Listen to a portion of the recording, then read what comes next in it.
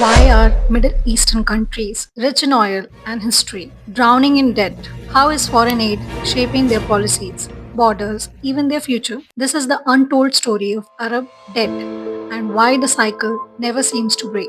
Across the Middle East and North Africa, external debt has hit $443 billion.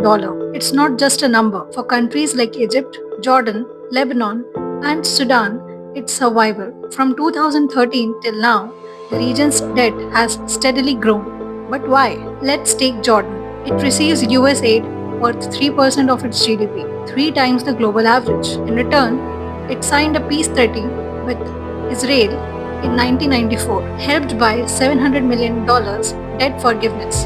Egypt too signed the Camp David Accords in 1979 and received over $49 billion in military and economic aid that was tied with politics. Egypt's 2005-2006 budget plans to borrow $60 billion with 50% of its expenses just for interest payments.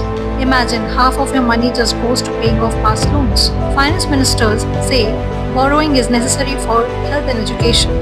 But when 92% of your GDP is already debt, is there any other way out? Countries like Jordan and Egypt were asked to host millions of Palestinian and Syrian refugees. But at what cost? Jordan's water deals are now dependent on Israel and the US.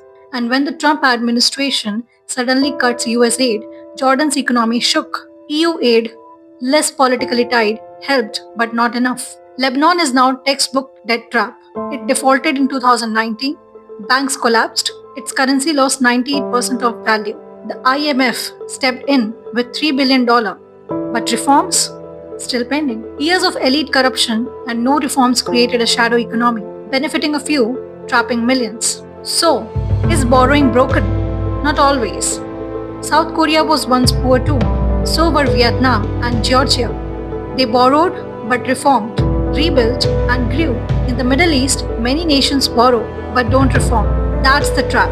Until borrowing comes with reform and not just politics, the Arab world will keep asking for loans and never break free from them. Debt isn't just economics, it's power, policy, and for millions, it's survival.